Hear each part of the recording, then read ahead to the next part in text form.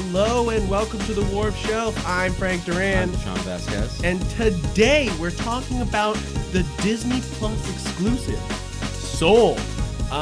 It's an exciting thing to talk about because this is the first Pixar movie to not come to theaters.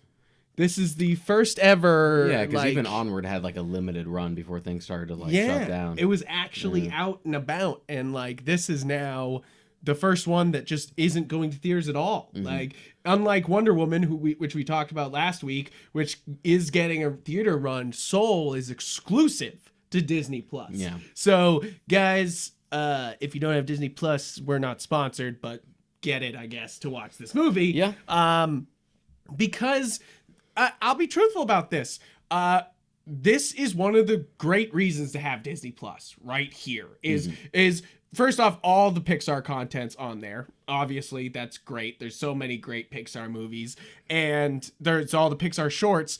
But this being a movie that is only out on Disney Plus makes a difference, you know? Yeah. It really does. This is a big deal. I know it sounds not like a big deal, but it is. Unlike what they've tried in the past, like when Mulan came out, it's available at no extra charge. Yeah, no premium access, no $30. It's just included with the subscription. They learned that people the $30 was too much, even for a movie you were excited to see, or if not, I saw Mulan recently, and because now it's free on Disney Plus, and I would not pay $30 for it. And I would kind of be angry if I did, but now that it's free, I'm kind of like, it's okay. Yeah. I like the epic get it. tone. I know that's the big struggle with a lot of these big movies going straight to the streaming service is that it just doesn't make the same cash just relying on existing subscriptions or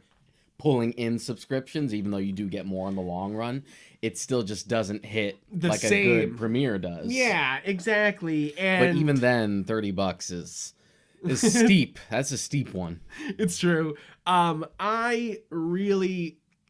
Soul, though, I think is really worth it. Even I probably, if I had known how good this movie was going to be, I would pay $30 for it. But obviously, you don't have to.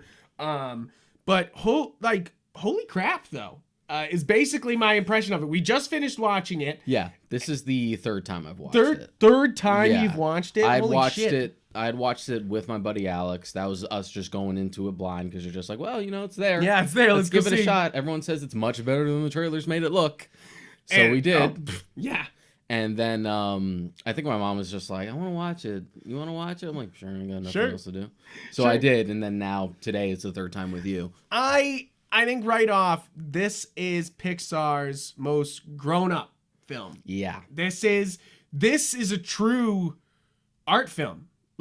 In a lot of concepts, in a lot of that it's actually trying to say something bigger other than, Inside Out, which was but think about, about psychology. This is actually trying to say something about the end of life. And it feels like it has the least amount of just this joke only exists to make kids laugh. Yeah. There's a little bit of it in here, but it's so quick and never overstays its welcome. It's all just sort of straightforward. Yeah. It's all just small stuff. And I think that's what's so crazy about this movie is that a lot of people look at Pixar movies and they assume they're kid stuff, and they're not wrong. Toy Story. But they're artful, well done movies. But at the end of the day, you're still this is a kid's film. Soul, on the other hand, I don't know how much of a kid's movie it is, I'm not sure how interested kids would be into it. Yeah, but I was really into this. This is great, this might be the best Pixar movie. So, am I speaking out of turn in saying it's that? Definitely one of at absolute definitely minimum. That. If you don't want any more spoilers, that's the main review. This is one of the top Pixar movies. End. Yeah. End. But of course, we're going to break it down into spoilers. We're going to get deep. That's what we're here for. So when the film was initially advertised, I remember that initial teaser trailer coming out, and I was really into just the first bit of it. Yeah. Because I'm just like, okay, Jamie Foxx is the lead. It's okay, it's just about a black jazz musician in New York, just trying to make it. I'm just like, all right, I'm really feeling this. I could watch an entire movie like this. And then I felt like I was sucker punched when they introduced the supernatural element. I'm like, oh, it's like an Inside Out thing. Yeah. And that was like, and that immediately just like killed my interest for it, because I'm like, why can't we just have a film about a dude who just wants to be a jazz musician? Yeah. This looks so good. Why can't we just have that?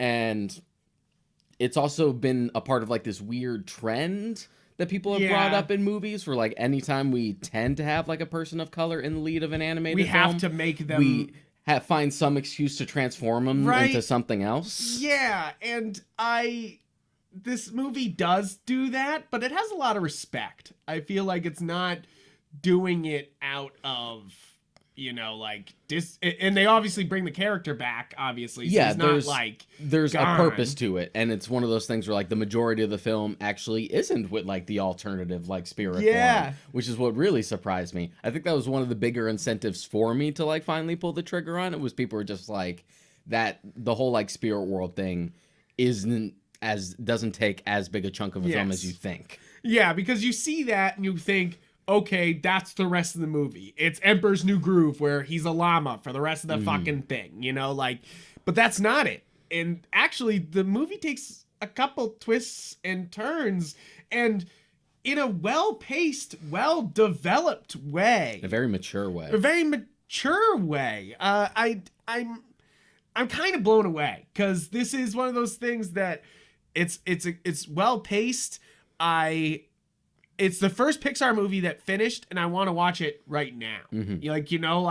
I kind of see why you've already seen it 3 times, because it finished, and I was immediately like, wow, I think I missed some things, which I know that sounds stupid, because everybody watches movies and misses things, but we went to film school. We're film nuts. I don't miss things. It's all about like miss anything. It's all about like the little details. Like, what else can I notice? What else can I like scan, focus on that I didn't the first time? Sometimes immediately that you miss things. Like a great movie finishes and you're like, oh, I fucking missed some shit there. I need to go back. And that's how I feel about this movie, because it's not like Toy Story 3 or 4, which are great movies. Great movies, and they tugged at my heartstrings. This is not just there's some stakes here, it feels like, and they're actually trying to say something other than like, oh, but what does it mean to grow old? It's like, what does it mean to live? What does it mean to live? You're like, whoa, Jesus Christ. We're going for like a real big existential swing. Yeah. Like we address, and that Which was sort of feels risky. And I'm sure, oh yeah, certainly. This whole movie feels risky. And it was definitely one of the concerns going into it. It was just like, this is a great subject matter to tackle, especially with the advantages of the animation medium. But you're just like, but do you guys have the balls to actually go for it? It's something we were talking about with Wonder Woman, where sometimes a movie doesn't lean into its own thing, and they lose it because they're not leaning into it. They're not fully committing to their own concept. This movie commits to its own concept and leans in, and you want to go deeper. Like you're kind of like, oh, that's cool. What else? You're like, and that's how some great world building's going on, where you're hearing things and you're like, cool, what else? What does that mean? Where's that go? And that's what's so great about this, is that this is kind of a film that doesn't answer all your questions the whole time. So, no, because it would be arrogant to try and pretend that you have all the answers. Yeah. Yeah, exactly. And I think that Pixar takes this like delicate approach here, where they're not preachy. I thought this. See, that's the thing, is you feel like with Disney and Pixar movies, they might get a little heavy-handed. Yeah. And this is not. It kind of like answers questions, but leaves so much to interpret, and there's so much deeper going on with a lot of what's happening. What I think I appreciate the most is how much there's show and not telling. And I think that's why this movie feels more grown up than other Pixar movies, is that this movie, instead of being like, Woody, why do you feel that way? You know, like it's like it like they have that moment where they're like, we're literally saying the message late when they're like first gonna go over the edge. Like you're like, oh look, this is the big Pixar moment, you know, like this is the cars go like Lightning McQueen learning, you know, like what's right, you know, like, but then they kind of subvert it, you know, like where our main character doesn't exactly do the right thing here at the end, and he kind of has to like deal with the choice and what that means, and then, you know, actually like, and because the film is allowed to breathe and actually like dive into it, at no point does it ever feel like we're rushing towards that climax or that big confrontation with 22 again.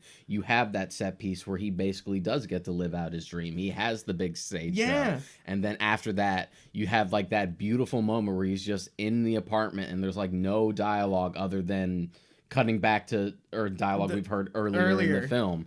But for the most part, it's kept completely silent and visual. And just music. As he just comes to terms with his decision. Yeah, I said it while we were recording it.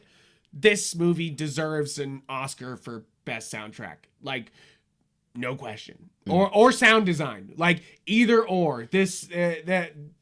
I didn't even crazy. Despite this being the third time, I didn't even realize that it was Trent Reznor and Atticus Ross doing the score. And then seeing it in the credits, it's just like, oh, of course the score is amazing.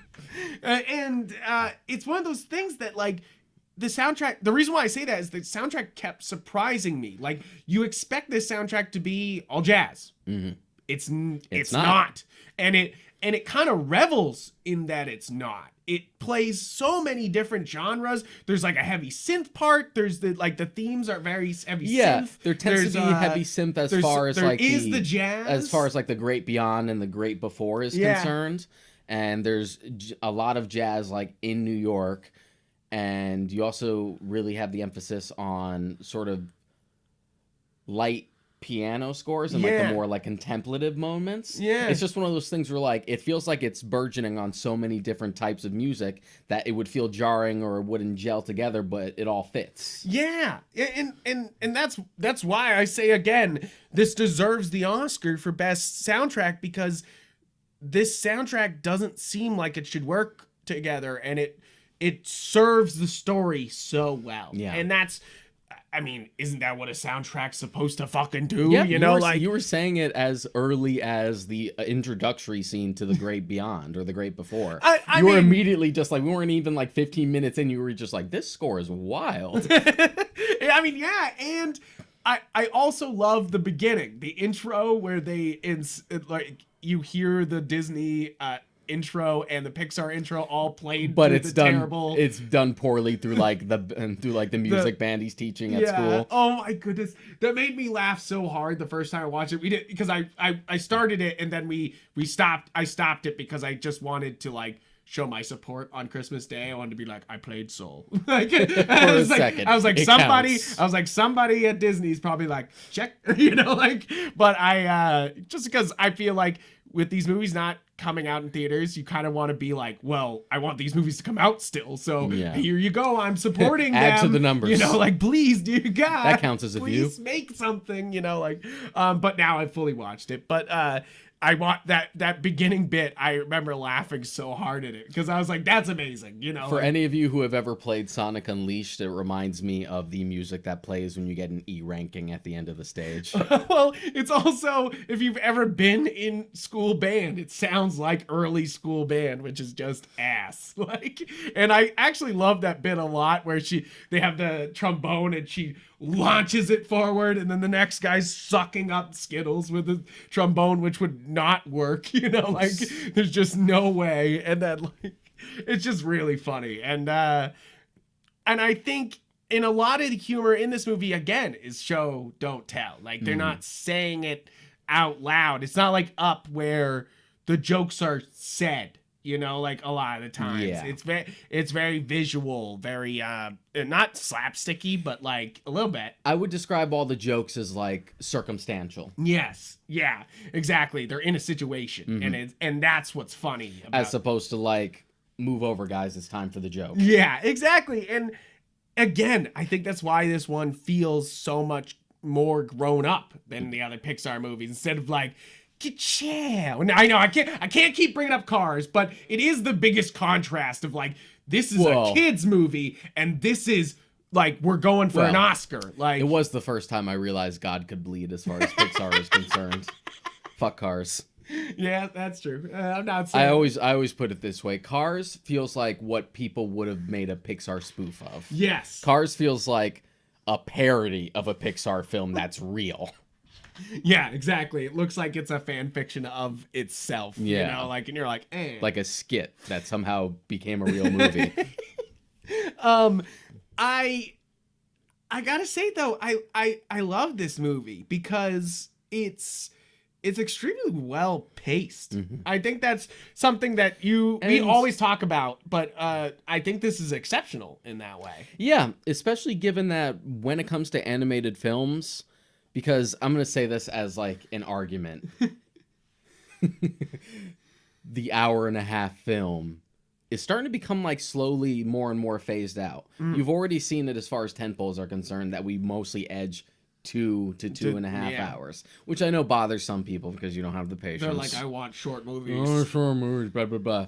But I'm then like, just tell me the story. I don't care how long it is. But then those same people will go home and binge like a 12-episode yeah, series. right. They'll finish the Haunting on Hill House like in a day. You know, like when that's a 10-hour thing. Exactly. You know, like... So where do you draw the line? I guess it's like psychologically an element of control, but you're just fucking sitting there letting it autoplay anyway. So you might as well just be watching. Yeah, exactly. You might as well just be watching a 12-hour movie. Be like, bitch, I know you've seen all of Doctor Who 4 times. Yeah. Like, I know you could watch a movie. But it's good that it's able to accomplish so much and not feel like it's like scrambled for time. Yeah.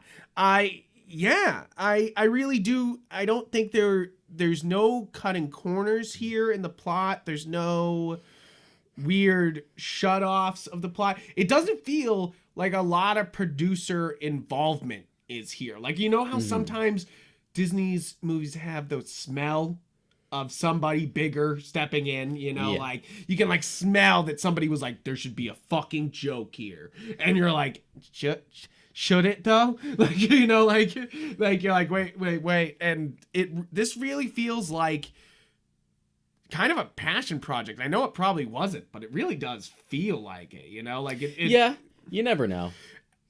Like, you never know with things like this, because you could argue like, man, The Lion King feels like a passion project. It's like The Lion King was made by was the procedural. The Lion King was the B team. Yeah.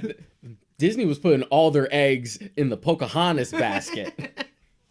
Imagine that. Yeah, right. Imagine that, and then like blew them out of the water, you know, like.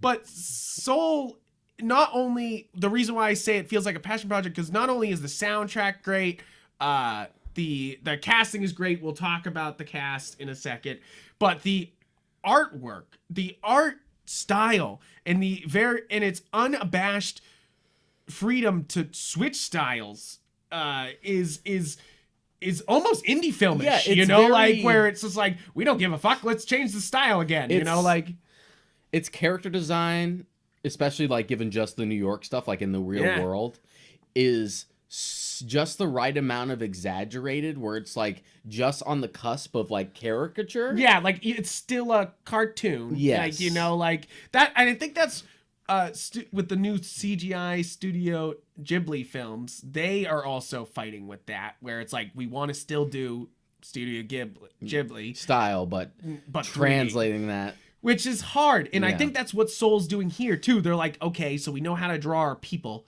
How do we get them to be 3D? Like, because this feels like the obvious evolution of style of the Princess and the Frog, where they were like trying this new thing with Princess and the Frog, and then they were like, but let's make them real looking, you know, like, you know, like let's make them actual. And that's why I was saying the artwork is fantastic, is that even in those moments where it's real life, oh my goodness, the detail, the fucking detail. Yeah, and just the varied character designs, and just how unique everyone tends to look, and look like their own person, which is especially If refreshing. you're not watching this in 4K, you're missing especially out. given how refreshing it is that like most of the film's like bigger leads are all people of color. Yeah. And they're all so varied and unique looking, but they all like represent, they all have like that New York culture look to them. Yeah. Like I almost snorted laughing at the barber wearing like a pair of Timberlands. I'm like, yep, that's Like, New York, all right. That's it.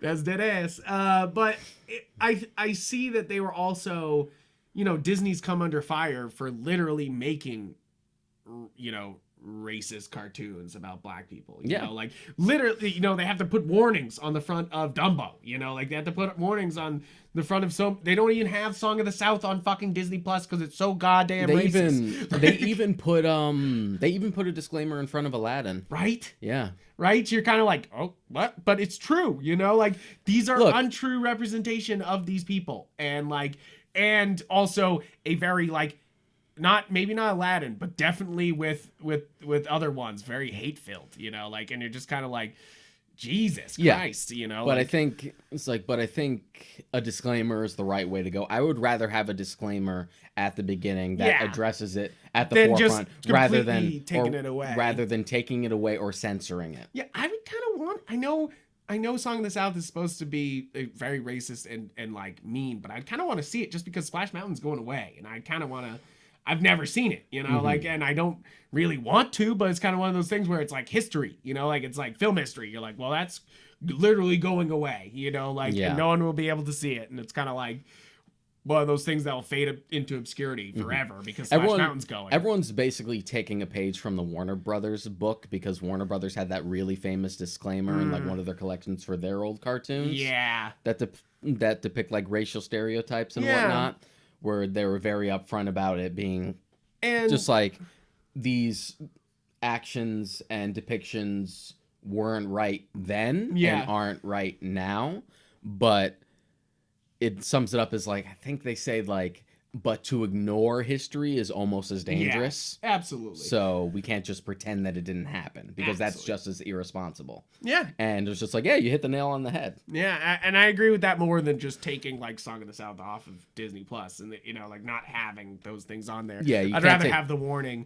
But it's one of those things that Disney it had to be probably very mindful, you know, here to not do something that would come across as racist because they're obviously culprits already, you know, like, so that's why I appreciate this because everything seems so natural, like, you know, like there's no moment where like, I'm like, that's kind of fucked up, you know, like I grew up in a city that was predominantly like people of color, so that like the whole like sequence in the barbershop sort of like gave me a big smile on my face the first time I'd seen it because every one of those people in that barbershop like looked like the people I grew up with. Yeah, exactly. That exact barbershop like atmosphere when I was forced to get a haircut like once every other week by my dad. Exactly. It's one of those things that like I'm glad they took the effort and did the right thing and just made natural characters instead of whatever, you know, like, you know, and like even from a more superficial standpoint or just like an aesthetical standpoint, it just makes things feel a little more mixed up, a little more refreshing. Yeah, like every shot looks right, you know, like because you get a taste of culture that you wouldn't otherwise see. Yeah.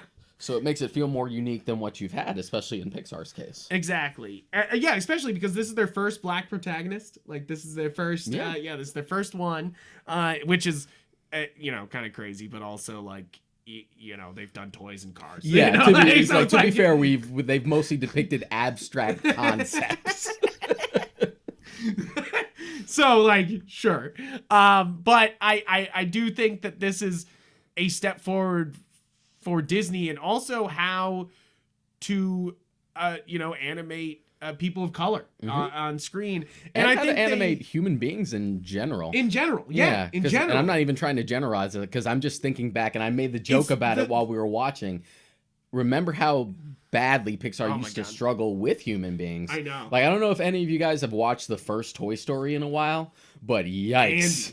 Andy. And Andy's mom. Oh, man. And the kids bringing in presents. There's a reason why they don't have that much screen time outside of Sid. Sid works because he's meant to be a creepy little shithead. He's meant to be weird. But the reason why you don't see the humans that much is because they really had like trouble pulling them off. Yeah, and that's what's so amazing here is that if you're watching Toy Story 4 and you're like, wow, look at the textures. They're like really well done. The textures here are astounding. Like, and not only on like wood and brick and like actual behind the scenes stuff, which is incredible. Like, it looks like a picture. Yeah. But when we're talking about people, it's the way their skin looks, you know. It actually looks kind of real, and so does you know, like I mean, of course they've been working on Pixar has been working on hair forever since Monsters Inc. You know, like they've been fighting with hair, been toiling away. That's the toughie. And I think they got it. Oh here. yeah, like this super realistic. Like, I mean, I love his hair. What's his name? Is Joe. Joe. I love it because it's got the salt and pepper and it looks so realistic, you know, like, and they have the whole hair cutting scene and it's just them flexing. It's just them being like, look how good we can do fucking hair now. We can even cut it on screen, you know, like, you're just like, all right. Make it seamless. See, and it's true. I feel like a lot of Pixar movies try to flex something, you know, like Good Dinosaur was like, check out these water effects, you know, like, and so Monsters Inc. was obviously like, look at what we can do with Sully's hair, you know, like, and here they're like, look what we can do with texture, you know, like, and I think I literally gasped at one point when they were doing the scene where he's got all of 22 stuff in his pocket and he puts it like out. the pizza crust and the bagel and like the just the transit look ticket of the seed that he had. My God, how's that not real? How is that not like it? Oh, it was better than real. Yeah, it was like, holy fuck. You were also impressed with just the initial scene where Joe is the cat and he like steals the slice of pizza. Yeah, you're just like, that just straight up looks like a real slice of pizza. It looked like a slice of pizza. Like, I can smell it. Exactly. It was one of those like moments where I was like, oh Jesus, that looks good. You know, like, and it's not like.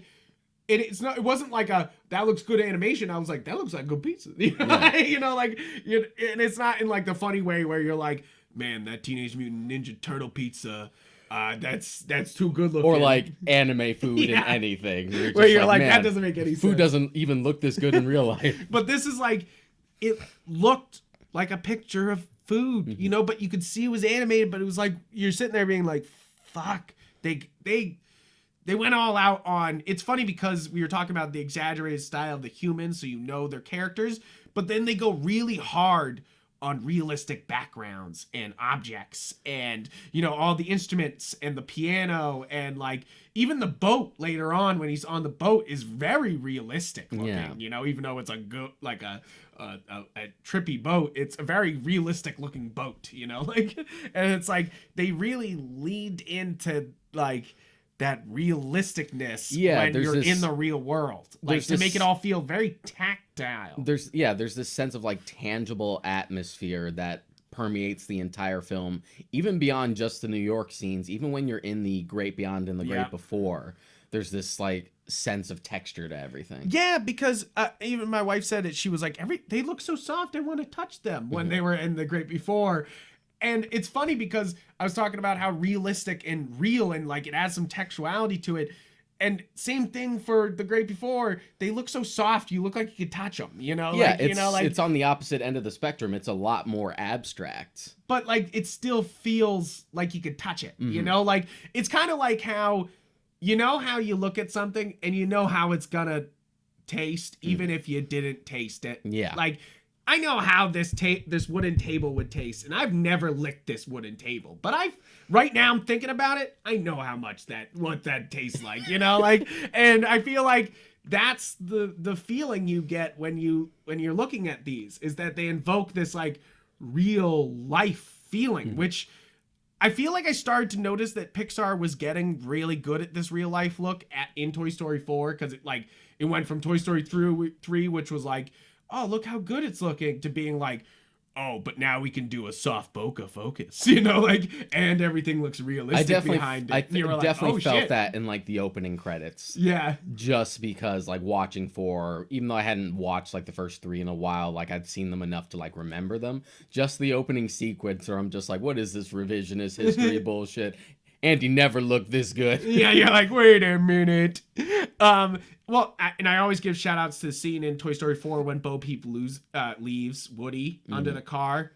That scene's so realistic looking. That scene's ridiculous. The beginning with the rain? Yeah. Yeah. It's ridiculous. And I feel like they took that mentality and brought that to this whole movie, pretty much. Except for all the stuff in the afterlife, which they still nail. Like, it's just a different art style. And it's so simple, too. Yeah. That's the thing. There's like this just abstract, circles. almost like children's imagination look to The Great Beyond and The Great Before that just works. And I can't get over Terry and Jerry's all being just one line and then always moving as a contained one line. They constantly are just like one connected line and like... Yeah. And even the idea, like, when they move their limbs, like, over each other, there's, like, a transparent overlay. Like, part of it is transparent, but part of it isn't on the underside. Right? It's wild looking. Like, that's the thing is, this movie, like, it not only does it have great art and is doing great realistic stuff, it's not afraid to flex and do other art styles. There's the moments where the lost souls break into the before time and like, is it that what it's called, before time, and like or whatever, the great before they and he looks almost like a claymation model compared to the other ones because it's like almost a different texture. And you know, like, because in the zone it sort of matches like the aesthetic there because you have like this violet look, like bluish, it's all sand desert, and so they in turn look out of sand. But because The Great Before has like a different environment to it, it just sticks out further, but it never feels jarring. Yeah, and I also love the beginnings of when he's dead, Joe's dead, and he's flying through all this like ether, and there's all these different art styles and colors that they have going on, and like of him falling, and it's just incredible, and it's kind of experimental in a lot of ways. That was definitely the wow, shut my whore mouth moment right for you specifically, I think, because I know while we were going through the jazz scenes you were just like, man, why would you go from this? Why can't we just keep it here? Yeah, I did say that. You had the exact same feelings that I did when I first went in. It's like, man, couldn't this just be a movie about a jazz musician? Why not? Because when it starts, you're like, this is great. But then you actually get to The Great Beyond and Before, and you're like, okay, go. All right. I'll shut up. Go on. Yeah, I'll go forward. You know, like I will say I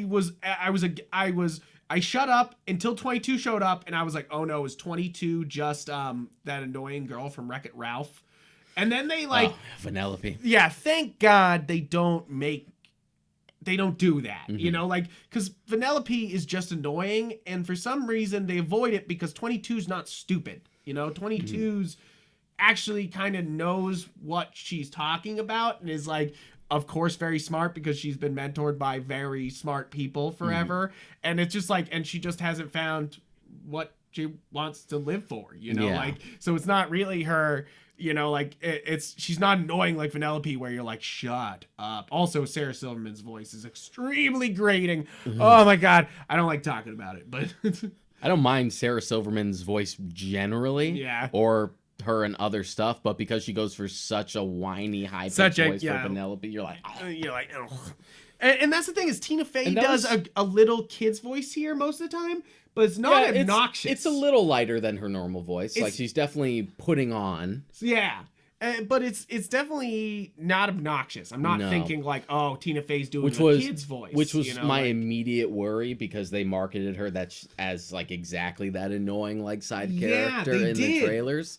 Like, this was a terribly marketed movie. It really was. Basically it. Which terribly marketed. You would think I'd be used to at this point because most animated movies are, especially from the bigger studios, are terribly marketed. Are terribly marketed because they're just like, well, we'll make the kid laugh. Yeah, we gotta show you gotta make them laugh so fast.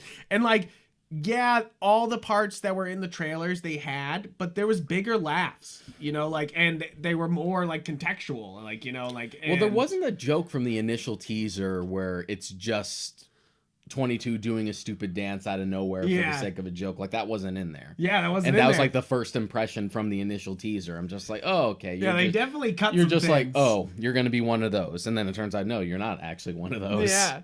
It's one of those things that you're kind of like, they shot themselves, they're kind of shooting themselves in the foot, because this is a great movie. Mm-hmm. This is one of their best. And I absolutely think is I know I'm skipping the gun here, but an 8 or a 9, in my book. Yeah. This is a really great, solid movie that's well paced. I do at least appreciate that, even though it ended up misleading everyone, that they kept most of the advertisements to like the first act.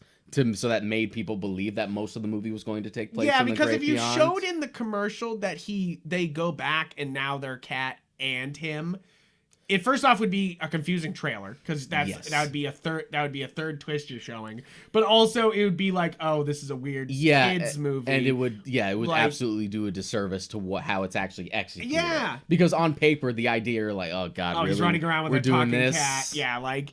Yeah, exactly. I immediately was like, okay, they're doing Secret Life of Pets now. I was like, and then thank God it's nothing like that, because fuck Secret Life of Pets. DreamWorks, you got no fucking talent. It serves a purpose. No, I'm kidding, DreamWorks, but dear God, stop making shit like Minions and Secret Life of Pets. But well, again, the problem with DreamWorks is that they literally peaked with their first film. Yeah, right. They're like, and done. Like, they have not made a movie better than Prince of Egypt since it came out. How dare you talk shit on Shrek? How dare you come into my house and talk shit on Shrek? I like Shrek. Prince of Egypt is better. Also, the internet's really creepy fascination with Shrek makes me want to never fucking watch it again. So I think we haven't really talked about the cast other than Tina Fey with the voice changing. Jamie Foxx is fantastic in Jamie this. Foxx is almost always fantastic. Yeah, almost always. If he's not fantastic, it's the movie's fault. It's the movie's fault. fault. Jamie Foxx does nothing wrong. Yeah, he gives 100%. Yeah. And I think he gives 100% here the whole time. And Tina Fey is fantastic. It's super funny. They got quite the Australian / British / New Zealand. I always forget what his name is. I think his name is. Cast. I think it's Richard Ayoade. I'm not sure how to pronounce his last name. The guy from IT Crowd. Everyone will know him. Everyone knows the voice. Yeah, everyone knows the voice. Like, he's super funny. I love him also in his Gadget Man stuff that he does on YouTube, and it's also a BBC show where he just like takes vacation gadgets and like takes a famous guest and like they go on a vacation, and then he just breaks out these like weird gadgets and tries them out. It's really funny because everyone it's just like seriously weird gadgets, like. But you also have like the likes of like Alice Braga, and you have I forget the actress's name, but she's in The Hunt for the Wilder People. Yes, and they have Graham Norton as the guru. We need to put Graham Norton in more movies. Yes.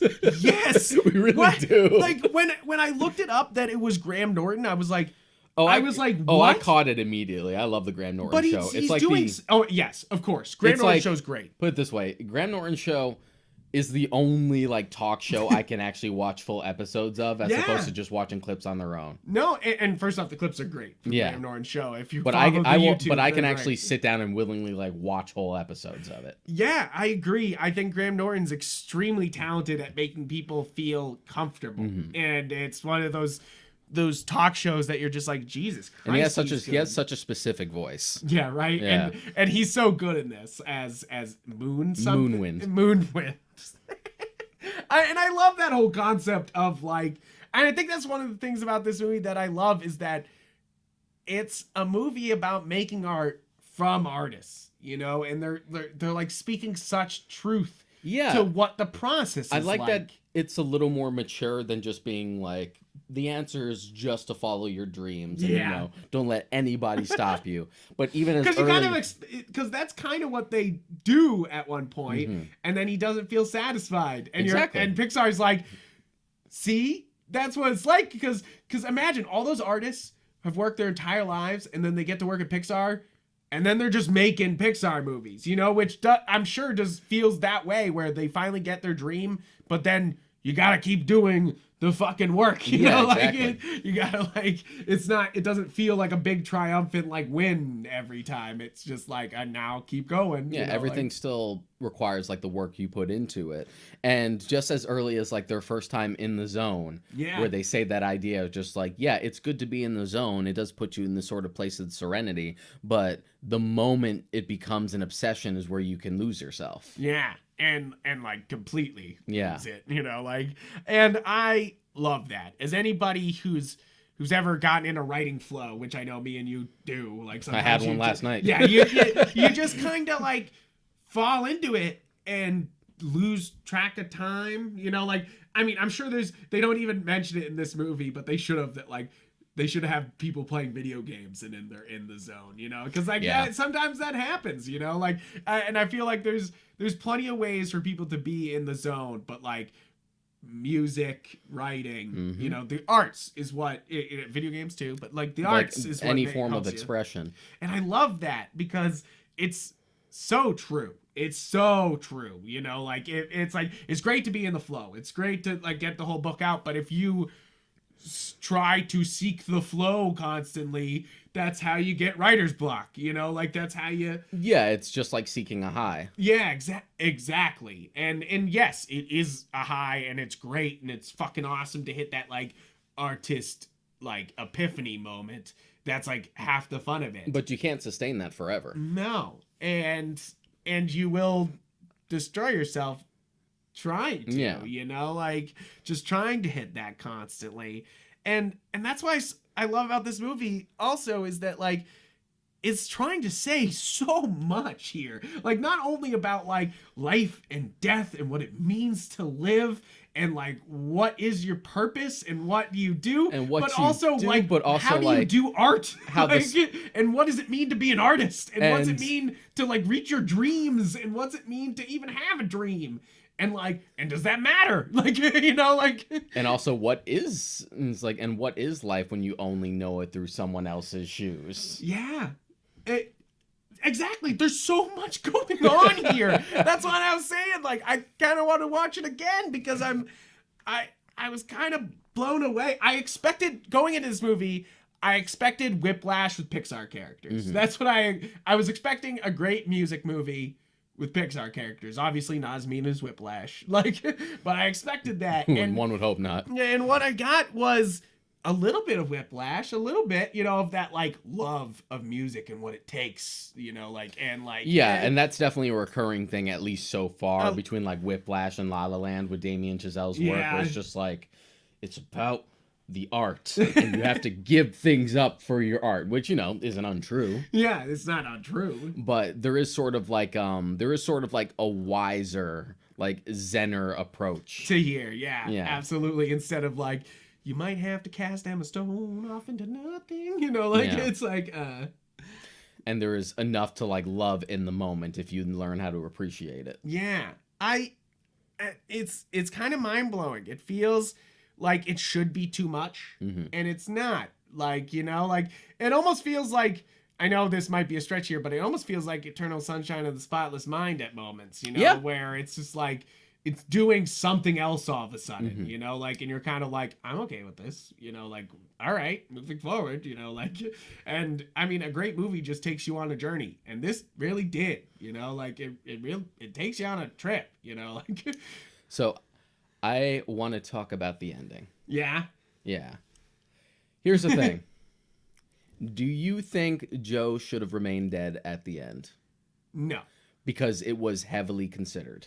Yes, and I see that, and I almost cried to the like you know, the only little bit of like, oh no, I might cry was like him passing on the torch to them, and that to 22, and then you know, like, and then staying where he was, being a mentor. But like, it's kind of what those things where you can tell that wouldn't work because they kind of already established, even though he likes teaching, he doesn't, and he's a good teacher, he doesn't exactly enjoy it, you know, like, or there's several moments where he, like the girl who comes to him at the apartment, Yeah. and like, he doesn't actually handle it well. Like, you know, like he's just thinking about himself and instead of his students, which it kind of shows off that like, if the big lesson is that like to hand off to this younger generation, like that would have been if they killed him. Yeah, like, there's definitely part of it.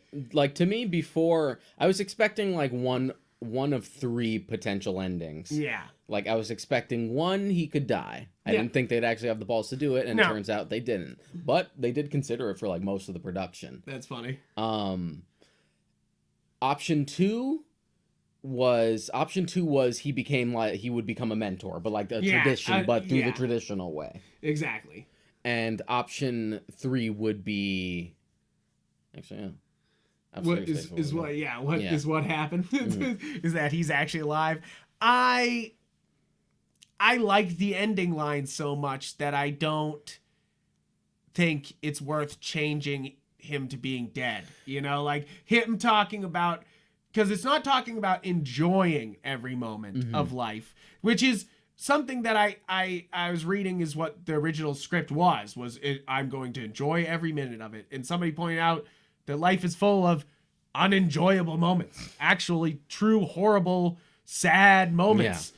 And it's okay not to enjoy every moment of it, but it's not okay to not live every moment of it, you know, like, which I actually really like that message. It's one of those things where it's one of those things where I don't think the ending we ended up with detracts from the movie in any significant way. No. There is the darker side of me. Maybe it's just the edgelord in me that always lurks beneath, because they were taking a big swing with it. Yeah. And it was really like affecting me that he did give the badge to 22 and that he was going to effectively what are the pearly gates with a smile on his face. It's like, you know what? Even if he's like, I did more or less accomplish what I set out to do, and I've learned to appreciate like the good things in my life. And I did have a better life than I gave my own, that I gave myself credit for. Yeah. So the idea that he goes into that willingly, like accepting like the inevitability of it all, I felt was very mature. Yeah. And to be honest, I think I probably would have preferred if they actually did let him die, if Pixar actually had the balls. Yeah. But I don't know. But I still like where they end up going with it anyway. I do too. It's not one of those things where it's just like, you ruined the ending. Yeah, you should have had the courage. It doesn't like ruin the overall conclusion. Like not snapping Max Lord's neck, ruining the ending of Wonder Woman 1984. Yes, I agree. No, I'm just kidding. I do get what you're saying. But the interesting thing about this one is that I get a different answer to that question every time I've asked someone. So the thing about that is that he's already alive. So him giving his pass to 22 doesn't actually change anything. He's still alive. He's just in a trance. Mm-hmm. So you're saying that he tranced enough to die? Like, you know, like that would suck. You know, like the idea that like 22 is getting her shot. Yeah. Whatever like she ends up becoming. And the idea that like, yes, he was supposed to die there, and he did try and cheat the system to try and get out of it. They like cut it off. So it's just one of those things where like you have to like mature and just like face it up and just, you know, face the music. But again, that's just one interpretation to go. Yeah. But I was also really leaning on like the mentor thing, because there's like the recurring thing about the students and not appreciating like teaching the younger generation. But then he finds that within 22 and Curly. Yeah. Like you get the flashback, which I love. More showing, not telling. They don't even say that that's Curly. They just have. It like kind of looks like Tiny Curly, and he's sitting in front of the drums, and you see him talking about jazz to Curly, and Curly's like, young Curly's like really listening. I love that moment, you know, because it's like they didn't even say like, okay, Curly, like here, you know, like here's one of my favorite jazz albums, you know, like they just do it. Yeah. But there's also the implication that, like, you've already sort of ticked that box with the mentor thing. Yeah. So maybe would feel repetitive if that's where the ending ended up going, where he became a mentor anyway, because we've already done that.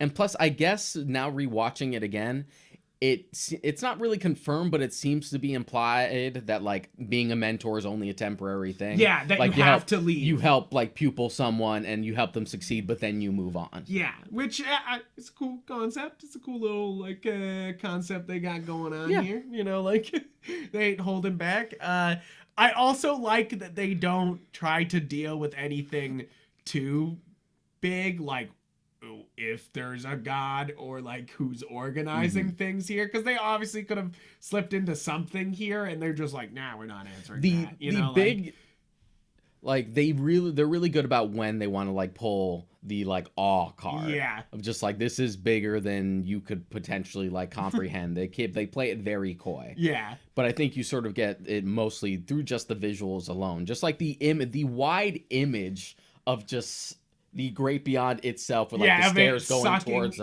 everything else around it apart. It's just so, and it's just a simple, just like white abyss with like the craggly black around it. Such a simple design. Oh man, but it invokes like this. It just invokes like this sheer. It's kind of horrifying. Yeah, you know, like he has the right reaction. Everyone else is like, all right, you know, like, and you're just like, and he's like, fuck. That was the only bit about it that like made me laugh. Is like, so he's the only soul who figured I should fucking run. You know, like in a very long time. You know, like, come on, like, people don't want to die all the time. Like, you know, like, you would think that there would be a lot more people trying to run around.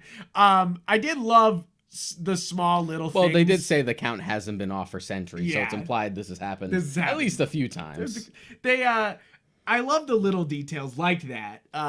They like the first soul that they bring up, they say something like 600 billion is the number for the next soul that's like the newest, which is actually almost, they said, is like a good estimate about how many people have been born / died on the planet. 600 billion. Can you fucking imagine? Like, you know, like, we only got. But it also makes it all the more sadder that like 22 is fucking been there. 22. Been there forever. So just been there for like the entire span of human history and hasn't like found the spark to live. Yeah. And it's good that even the stuff that feel like just gags, like the continued like running joke about like the previous mentors are historical figures, which is like, very funny. Who like get on, who she's like driven crazy over the years, actually comes back in like a much sadder way when you get into her psyche. Yeah, and how she felt like she is useless and no one will like her. Yeah, and they kind of like reinforce that constantly. You know, like, it is kind of a sad moment. I also kind of like the end of Tamers, Digimon Tamers. I know that's not, that's a weird connection there, but the real ones will. But know. The real ones. So the thing I did love the most about this movie is something that I try to accomplish in my photography, and I know that's not always apparent with my photography, but it's always something I try to get, is that the world is absolutely beautiful, and it is full. It's constantly full of beautiful moments. Right now is a beautiful moment. This is gorgeous. This is wonderful. I'm on a podcast with my best bud talking about fucking Pixar movies. Beautiful, beautiful life. You know, like, but that's what I'm saying, is that like this movie leans into that philosophy, which I love. That like, that if you don't look around and you don't appreciate and you don't, so, you know, like me, turn the lens on something, you may miss that the entire world, your entire life is full of beautiful, gorgeous moments. That's why I do think, like, if they went for either or ending, that message still plays. Even if they went for the darker ending, it wouldn't undermine that point. Absolutely. Yeah. I think that, I agree. It's the killing him or not doesn't exactly take away from the plot or not. I think it is nice that he lives, but I think you're right. It could have been like, ha, like, you know, like really get you with the gut. and just really like, man, this was already a 9 out of 10. I'll give you a 10 just for the balls, Pixar.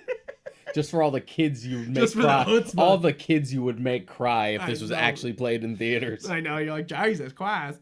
But it's one of those things that like a lot of movies try to you know, and I think that's filmmakers in general, we notice that there is beauty around us and we want to capture it. And I think very few films, a lot of films try but sort of fail to like really capture that like beauty in its most simplest form. And I do think Eternal Sunshine is a good comparison. Yeah, because I think that's one of those movies that does successfully sort of like capture it despite all the misery surrounding the plot. Exactly. And I think the Before trilogy is also really good about that too. Very good about that. I agree. I think that this movie, and it comes down to like I love the pocket full of stuff because it's full. It's so childlike. Like, look at, I'm holding my life and I'm able to put it in my pocket. You know, like all these adventures I had today. Yeah. And I have them right in my pocket, right here. You know, it's very childlike, very joyous, very like. I know people were saying, Wonder Woman 1984 is the hopeful movie we need right now. Wrong. Soul is. Like, it's, and maybe you might not get that message right away, but you should. Is that everything and everyone around us and is beautiful, and we just need to appreciate it and look at it and live it. And it's just like, it's one of those things that it's kind of like the My Hero thing where it touches me in a weird way whenever that like the message of like standing up for anybody, even if it means, you know, whatever it means, you know, like, and same thing for everything is beautiful, you know, like it's and I know that sounds so cheesy, you know, like it sounds so cheesy, but it's like, it's fucking true. And this movie is like, here, let me fucking show you. He's a seed. He's a crust of a pizza. Isn't that fucking gorgeous? And you're just like, look at it. It's a half-eaten bagel. Now, isn't that beautiful? And you're just like, yeah, it's beautiful. It's beautiful. Yeah, it's so beautiful. And I know, like, there's American Beauty that tries to capture it, but obviously American Beauty's like, but also tragedy. Like, you know, like, it's American Beauty is also pretty good at about it as that. well. Yeah. Yes, and that's why I love American Beauty. Is that as much as it is a strange movie. It is that, able to and it does capture have that, like, that, is and it life beautiful? Like that, and it also has Wes Bentley basically spelling out the theme for you. Yeah, right. You're just like, like you're like, okay, I get it now. Like, look at this bag. Look at this bag. I know, right? The bag is so like, boop, like, and you're like, but I get it because, you know, if you're trying to get that point across, that's a very picturesque, iconic point. Yeah. You know, like, even though it's stupid now that Katy Perry's like, do you ever feel like a plastic bag? You're like, okay, somebody's watched American Beauty. Like, stop ruining it. But I really do think that this movie's saying a lot. It's got a lot to say. It's gorgeous, and the cast is great. The cast is great. The visuals are great. It takes a lot of risks. It knows how to like pay off its narrative, even though it's like trying to tackle so many things. And to be honest, it's a real nice return to form for Pixar. Yeah. Not that like Toy Story 4 was bad or anything. No, Toy Story 4 is great. Pixar's been sort of on like a hit and miss streak lately. It all came down to Planes. Cars ruined everything. Well, Planes was just like a Disney spin-off. I know, but either it still way, counts.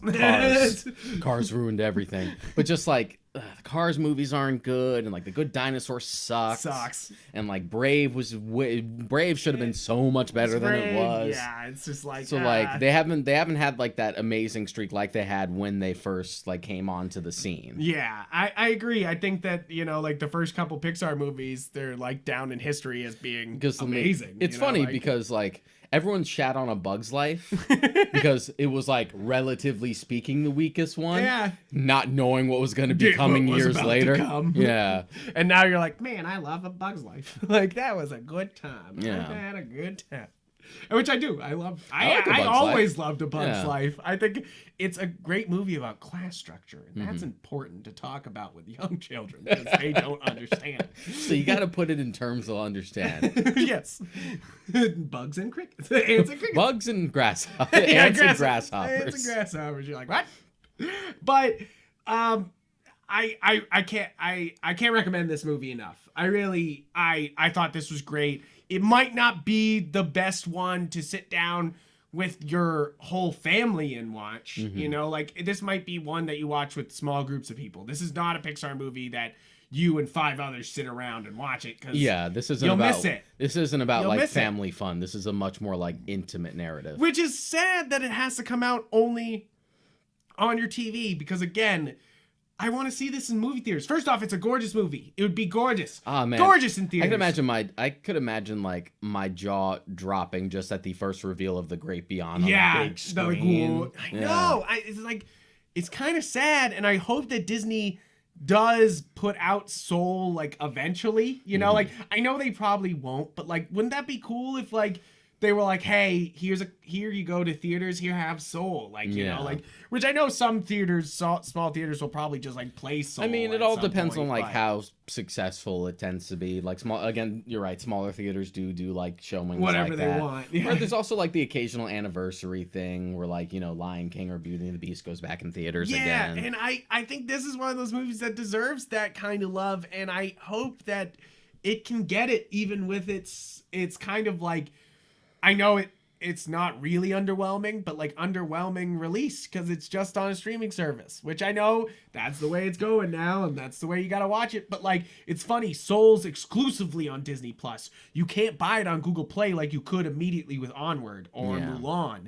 It is just Disney Plus, which good for them. That means get Disney Plus, I guess. But like, you know, like this, it also probably cuts into the money a little bit, you know, like, but I'm sure it'll bring in new subscribers because you need something other than Mando to carry that. Yes. And I of course think that the Pixar is one of the stronger bits of Disney Plus, you know, like, cause you can watch all the shorts they're putting out now, the Spark shorts. And then there's all the Pixar movies you may have not seen or cared not to see. Like, they're all there. Like, and they also were doing small Toy Story TV shows like Forky Ask Question, which was actually pretty good. I actually kind of liked Forky Ask Question. Yeah, stuff like that you would never like necessarily go out of your way for, but you know, if it's there and it's organized under a specific umbrella, you're just like, why not? Why not? Yeah, exactly. Sometimes it's like, just about how you present it. Exactly. Like, I don't think if you told me there was a Forky TV show, I would watch it. But then it was one of like the shorts that was coming out weekly at the start of Disney Plus, and I watched all of it, you know, like, and it's funny. And I find myself going, fuck yes, a question, you know, like way too often, you know, like, or, you know, like, and I think that's, that's what I worry about Soul, is that it kind of is having this small release and it might not have as iconic of a look that like Inside Out has, you know, like that obviously sold toys, but I think they hopefully Soul will it still has the cute little designs. Maybe they'll sell little like Soul pillows or Soul action fingers, you know, like little balls, like little blue balls. I'm trying to think of like what the scariest potential thing could be. Yeah, one of the lost souls with its tentacle arms going. That was actually scary. Was that not scary? The first like I think initially that was like Marker Trade. Yeah, Marker Trade. I was like, Jesus. Yeah, they're definitely intimidating, especially with the moment. Initial chase. I did sort of snicker the first time because they sound like Minecraft villages. Yeah, they did. At least the first one did. Marker And you're just like, oh, okay. Like, but yeah, I really enjoyed this movie. I'm extremely excited for more Pixar movies, you know, like always. Are they doing Raya or is that Disney? I don't know, actually. Because that looks pretty good. That looks great. Yeah, I'm excited for that. And plus, I think Kelly Marie Tran's is the lead in that. Right. Which is nice. Let's fucking go. Let's make up for Rise of Skywalker. Let's put it that way. Right? It's just completely shafting her in that movie. Yep. They're like, hey, we built her up in the last movie. And they're like, no. But the internet's mad at us. So JJ But the internet's responds, mad at us. we gotta stop talking about Star Wars. But we are talking about Disney Plus, so it's kind of hard. It's all interchangeable. It's all very close. Let's just like, again, there's not going to be a main topic for a little while. Yeah, we're going to try to put off a main Star Wars topic until Bad Batch comes out or something. Like, and all the other million fucking shows that are coming. We'll do it. We'll do it. it. Don't worry, guys. We'll be doing a Bad Batch show, a Boba Fett episode. We'll be doing... Don't worry. They're coming. We'll watch it. Like, we'll join you. But for now, that sums it up for my thoughts on Soul. Anything else you want to say? No, it's just good stuff. I would say it's the first Pixar film I've loved in a long time. Yeah, because I didn't even love Toy Story 4. I really liked Toy Story 4. Lot. It made me cry. I didn't love it. Made me cry. It was just one of those things where like 3 was better. Yeah, I mean 3. Yeah, 3 was better, and 4 is one of those things where like I'm not mad that it happened, and I think it works as a nice epilogue, but I didn't necessarily need it. Yeah, because 3 could have ended it, and you would have been like, nice, good ending. But 4 is so good that you're kind of like, Yeah. You know, like, that's fine. It's just like, please don't do Toy Story 5. You know, like, it's kind of one of those things. It's where okay. you're like, We're getting a stop. Buzz Lightyear origin movie instead. Yeah. I do. Like, okay. Sure. Like, sure. Because, yes, I mean, I watched the Buzz Lightyear animated show when I was a kid, and I like that. So, if it's sort of like that, sure. You know, like, if it's just space adventures with Buzz Lightyear and Chris Pine, sure. I still sort of feel like it's sort of a missed opportunity for Chris Evans to play it. I'm just like, come on, man. Just give it to Tim Allen. Just let Tim Allen do it. Chris Evans is playing an Pine. Yeah, it is weird, you know? Like, it's kind of... you kind of hope that Tim Allen is a voice of, like, an older Buzz Lightyear or something like that, or, like, something, you know? Like, but we'll see. Something to tie it over. And I know Tim Allen's...